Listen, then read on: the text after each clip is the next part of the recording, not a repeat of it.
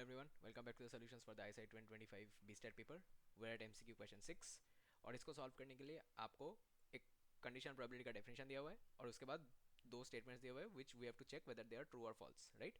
तो PA and PB are probabilities and 0 less than PA, PB is less than 1. So if PA and PB are both less than 1, ये आपको देना और ना देना same है बिकॉज जैसे प्रोबेबिलिटी का डेफिनेशन आप लोगों को पता है, if it is probability it lie between 0 and 1, right?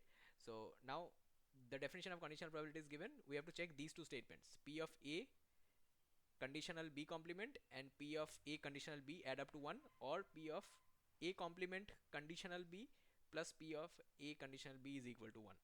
So the difference is here, right? यहाँ पे A conditional B complement है और यहाँ पे A complement conditional B है. तो इन दोनों को चेक करना है कौन सा ट्रू है. दोनों ट्रू है. तो स्टेटमेंट 1 देखते हैं. थोड़ा सा थियोरेटिकल क्वेश्चन है तो आपको सेट थ्योरी और प्रोबेबिलिटी के बारे में थोड़ा सा पता होगा तो चल जाएगा. Alright, so P of A given B complement ये दिया हुआ है plus P of A conditional B.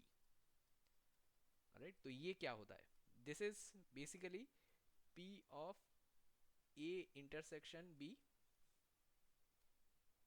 Complement, right, divided by P of B complement.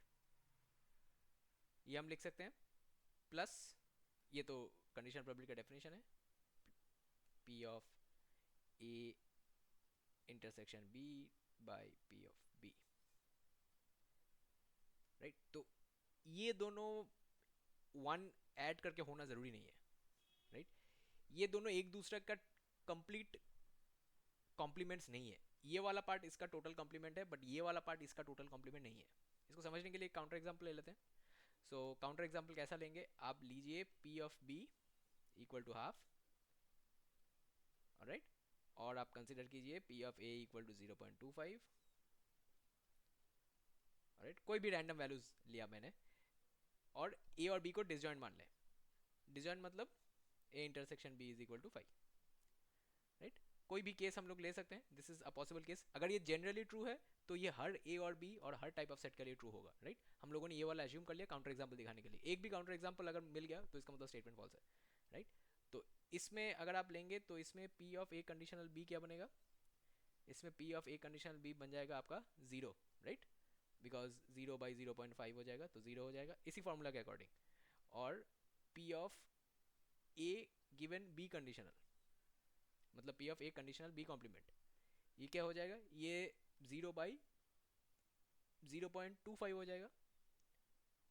नहीं, ये 0.25 हो जाएगा ऊपर और नीचे 0.5 हो जाएगा, right, which will be half. तो ये दोनों जोड़ के 1 थोड़ी हुआ. ये जो 0 था और ये जो 1 0.5 है ये जोड़ के 1 नहीं बना ना. तो अब तक क्या पता चल गया? Statement 1 is false.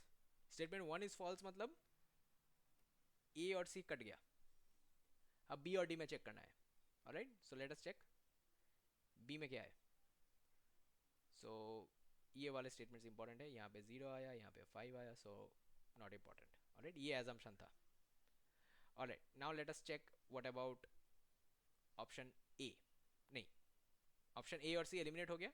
Statement 1 check कर लिया, स्टेटमेंट 2 चेक करना है. तो स्टेटमेंट 2 में क्या दिया हुआ है? स्टेटमेंट 2 में है P of A complement conditional B and P of A conditional B. So इसका मतलब inside the conditioning event B, the sets A intersection B and A complement intersection B are complementary and disjoint, right? तो A intersection B and A complement intersection B are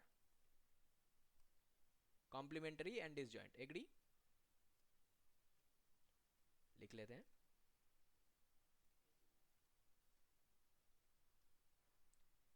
इसका मतलब इन दोनों का probabilities क्या होगा? इन दोनों का प्रोबेबिलिटीज जब हम यूज करेंगे तो ये प्रॉपर्टी यूज होगा. तो ये दो शब्द का मीनिंग क्या है? ये जो हमने लिखा कि this is disjoint and this is complementary, that means अगर इन दोनों को जोड़ लें, so A intersection B union A complement intersection B, this will be B. और अगर इसका इंटरसेक्शन लेंगे that will be 5, right. So अब प्रोबेबिलिटी को सिंप्लीफाई करते हैं. So P of A conditional B plus P of A complement conditional B, ये क्या बन जाएगा, ये पी ऑफ सॉरी ये P of A intersection B by definition, right, P of B. और ये क्या बन जाएगा, plus P of A complement intersection B divided by P of B, right. तो अगर आप इसको चेंज कर दें, ये जो P of A complement intersection B हम लोगों ने निकाल लिया, तो अगर आपने ये एलसीएम ले लिया तो P of A intersection B और P of A complement intersection B, इन दोनों का एडिशन या फिर यूनियन, ये क्या हो जाएगा, ये पी ऑफ बी हो जाएगा, राइट. क्योंकि सेट थ्योरी के अनुसार तो वो बी है, तो ये पी ऑफ बी हो जाएगा. तो divided by P of B करेंगे तो ये 1 आ जाएगा, राइट. तो इसका मतलब ये स्टेटमेंट ट्रू हो गया, right, based on these assumptions. ठीक है. तो अगर ये दो स्टेटमेंट ट्रू हो गया तो 2 ट्रू हुआ और 1 फॉल्स हुआ, तो इसका मतलब बी आंसर होगा. ओके. सो थोड़ा सा सेट थ्योरी था इसमें, और सेट थ्योरी के कॉन्सेप्ट्स को यूज करके आपको प्रोबेबिलिटी का प्रॉब्लम सॉल्व करना था. ये थोड़ा सा डिफिकल्ट था, बट देन अगेन आईएसआई का एग्जाम है, so you will be expecting difficult questions. Question 1 के बाद ये क्वेश्चन 6 थोड़ा सा ट्रिकी था, बीच में 2 3 4 5 बहुत आसान था, और इसके बाद वाले क्वेश्चंस भी मोस्ट लाइकली आसान ही होंगे, ऑलराइट. क्योंकि ऐसे ही क्वेश्चन पेपर में बैलेंस बनाया जाता है, कुछ डिफिकल्ट क्वेश्चंस कुछ इजी क्वेश्चंस ऐसे लगातार दिए जाते हैं, alright. So before I sign off from this, आपको थोड़ा सा याद दिला देते हैं कि अगर आपको इस एंट्रेंस एग्जाम में नेक्स्ट ईयर प्रिपरेशन करना है, दैट इज़ आप 2026 का ऐसा एग्जाम देने का सोच रहे हैं, 2027 का देना है, तो आप हमारे कोर्स में एनरोल कर सकते हैं. ये स्क्रीन पे जो नंबर और ईमेल आईडी आपको दिखेगा, यहाँ पे आप संपर्क करें. This number has WhatsApp enable to it, तो आप वहाँ पे अपना क्वेरी पिंग कर सकते हैं और team will get back to you. अगर आपको कोई डिटेल्ड क्वेरी लिखना है तो आप ज़रूर ईमेल भी कर सकते हैं. दोनों ही कॉन्टैक्ट पॉइंट्स हमारे टीम मॉनिटर करते हैं, so you will get a response, alright. और अगर आपको कोई सजेशन फीडबैक कुछ भी देना है, कोई क्वेरीज है आपको इस वीडियो पे, तो यूट्यूब का कमेंट सेक्शन ज़रूर इस्तेमाल करें. यूट्यूब के वीडियो डिस्क्रिप्शन में हमारे इंस्टीट्यूट के डिटेल्स, एग्जाम के डिटेल्स सब कुछ दिया होगा, तो आप वहाँ से भी कॉन्टैक्ट नंबर्स वगैरह उठा के हमारे साथ संपर्क कर सकते हैं. Do not hesitate to contact for any help that you might need. We will always be happy to help. With that being said, I'll end this video here. Thank you all for joining, and I will see you all again in question 7.